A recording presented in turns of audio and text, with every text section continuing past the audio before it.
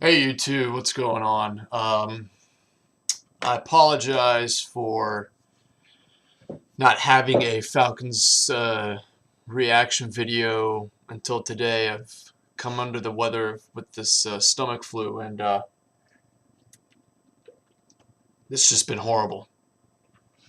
But for my fans, I will do anything. So I want to talk a little bit about the Falcons' game plan Sunday against Tampa Bay. Unfortunately, I wasn't able to watch it. I had to listen to it over NFL Mobile, which thank God I have Verizon, because if I didn't, I'd be fucked. Fortunately, Verizon has a NFL Mobile app, and you can listen to the game live, which is freaking awesome. But anyway, uh, I liked what the Falcons were doing. In terms of throwing the ball, Matt Ryan did a great job. Only 6 incomplete passes, one of them being an interception. I think he threw his first 10 complete passes before that interception to Rondé Barber. Uh, they moved the ball well. The problem was they just couldn't capitalize in the red zone. The game would have been a blowout had they scored at least. They were in the red zone probably six times from what I can remember. Had they cashed in on at least half of those, the game would have just been a complete destruction. But because Matt Bryan can't make field goals anymore, and now the offense just stalls in the red zone, they have to settle for field goals, and that keeps the game a little close. But the one thing I really liked about the Falcons' offense was the fact that they used Jacquizz Rodgers. Thank God. Mike Smith, Dirk Cutter, listen, there you go. He's proved time and time again, you develop the game plan around this guy. This guy is just dynamite. Once he's in the open field, he jukes the shit out of everybody. It's insane. I can understand using Turner at the goal line, which is what they did, the touchdown that put them ahead. But no more. No more of this Turner dive for 2 yards. That was the first play of the game. And I laughed. I laughed. I was fucking rolling around the floor because I just couldn't believe it that you guys would do the same thing over and over again. First play of the game, Turner dive, 2 yards. Look it up. It's horrible. But one thing that's been really questioning me, or that has been really bothering me, is this defense. Kudos to Asante Samuel for playing with essentially with one arm. His right shoulder was torn up throughout that whole game. And thank you, Sean Witherspoon, for coming back. But this defense looks, even when I was listening to it on the radio, they're going with this vanilla look. What happened to the schemes, What happened with Croy Bierman standing up on the line and then, dropping back into coverage? All that shit that you guys were doing against Peyton Manning the second week, Forcing 3 interceptions in the first 3 drives. What happened to that, Mike Nolan? Why all of a sudden switch your game plan? That was working so well. And then you switched back to this cover 2 base vanilla shit defense. Granted, they did stop Doug Martin on 50 yards, and he only had 2 touchdowns, but come on, guys. Get it together. Seriously, I'm sick of these 1 point, 2 point, 3 point wins. It's time you got to blow a team out. This is looking way too much like 2010. And I think every Falcons fan and practically every NFL fan knows what happened in 2010 with the Atlanta Falcons. Aaron Rodgers came into town. They didn't even fucking punt the ball. They scored almost on every possession. I think they might have missed a field goal or 2. But they were in scoring rage on every single possession. They didn't punt the ball once. So get your shit together. But now there's this game tomorrow. Falcons and Saints. That's going to be a tough one. The Saints, they looked okay against the 49ers defense. I couldn't say okay. I think 49ers probably sacked them 4 or 5 times. Probably even more than that from what I can remember. I can't even remember. But the Falcons can clinch a division. They can clinch the division essentially this week if Tampa Bay loses and they beat the Saints. But One thing that I really want to make certain, or that I really want, this is the main reason why I want to get this out there. They need to fucking get Jason Babin. Okay? You cut Ray Edwards. All you really have is Bierman and Abraham. And even so, you don't play Abraham every down. So why not get Jason Babin? He's got 18 sacks. He had 18 sacks last year. He probably has more than, he's got 5.5 this year. Probably more than John Abraham does right now.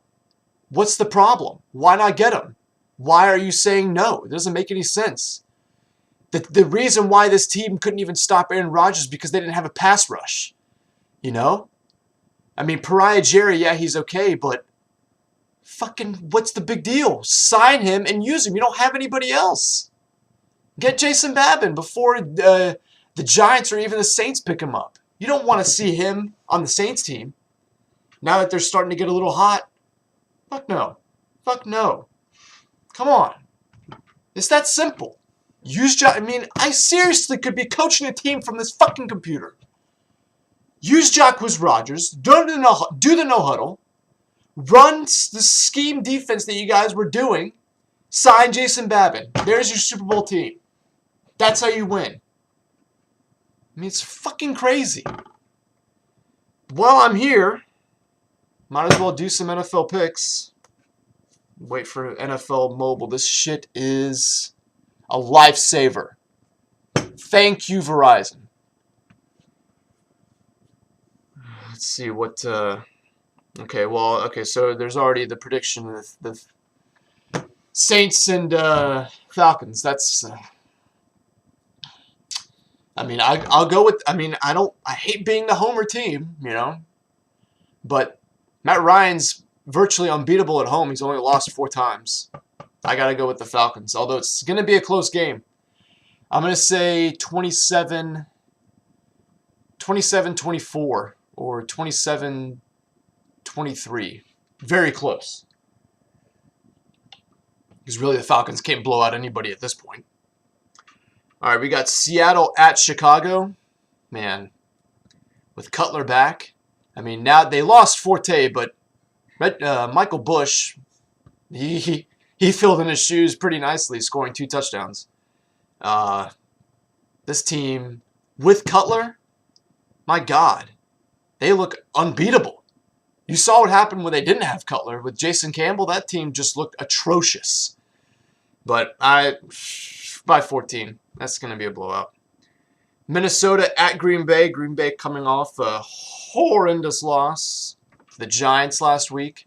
I mean, just I mean, I think that you know, this is what happens to the Giants. They just fucking turn it on. But aside from that, I think Green Bay probably wins by 10.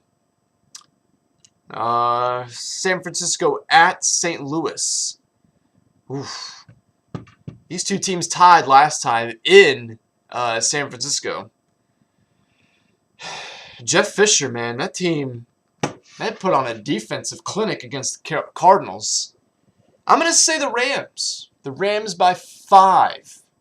Even though they're going to probably start Colin Kaepernick. I don't know, man. That's a pretty good defense. I say the Rams by at least 6. Arizona at the New York Jets. These teams both suck. They both suck tremendously. If Tebow's starting, I think the Jets win, but I don't think Rex Ryan is going to do that. I think he's still going to stay with Pretty Boy Sanchez. So, and Arizona doesn't even have their quarterback yet. I say the Jets. No, I say Arizona by 3. I mean, I don't even know, to be quite honest. Both of those teams are terrible. Carolina at Kansas City. You know, Panthers look pretty good against the, well, I mean, any team looks good against the Philadelphia Eagles at this point. I say the Panthers. Panthers, Cam Newton looked pretty good. I mean, if they can just not turn the ball over, that front 7 is pretty good too. That's a very underrated front 7. Charles Johnson, he tore the Falcons up, 4 sacks. Kansas City is essentially in shambles right now. They got, you know, players asking for autographs. That just shows you the kind of kind of, I don't fucking know. They just suck. Yeah, okay. Indiana at Detroit. Boy, that's a tough one. Indiana can't win on the road. It's just, they just, for some reason, can only win at home. Detroit coming off a tough loss against the Texans on a call that really should not have been a touchdown. Everybody knew it. I don't know why the NFL has now decided that you can't challenge plays and you get an unsportsmanlike conduct. I think the Lions turn it around and blow them out by 17. 31-14. That's a good number. Jacksonville at Buffalo. I say Buffalo. I mean, really, when it comes to a point where when it gets to a point late in the season where both teams are so bad, it's just hard to make a pick. You don't know which team is going to suck more because both of them suck equally. Mario Williams, that was a good turnout. I say Buffalo by 10. Because they don't have, we'll say Buffalo by 10 because MJD still isn't back. Essentially, they're the reason why they win. New England at Miami. I hate to say it. I think New England is the best team in the NFL right now. They're putting up at least 30-something points a game. The defense is just a turnover machine. Bill Belichick, you don't fuck with him. I say New England blows out Miami by 20. 41-21. There you go. Houston at Tennessee. Houston's defense is a bit suspect. I mean, they've been giving up about 30 points a game now.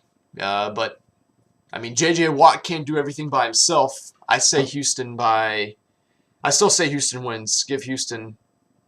Let Houston win by 12. I don't know. I'm just going to go with straight picks now. This is getting taken too long. Tampa Bay at Denver. Denver blows them out. Pittsburgh at Baltimore. Baltimore wins because Pittsburgh doesn't have a quarterback at this point. Cleveland at Oakland. I'll go with Cleveland. Oakland is just horrible. They don't have... Oh, no, wait. No, I think McFadden's coming back. I'll give it to Oakland. I'm sure, but he'll probably get injured again. Cincinnati at San Diego. San Diego doesn't have a team. North Turner just sucks. Just go with Cincinnati. Philadelphia at Dallas. Both teams blow. Dallas just got trashed by RG3. I'll go with Dallas. Philly's just dumping everybody. They're just playing at this point for draft picks. The Giants at Washington. That's a good game. That's a really good game, but I got to give it to the Giants. It's weird. Each time this year, they somehow just turn it on, and they just get hot, and you can't stop a hot team. Giants by 10.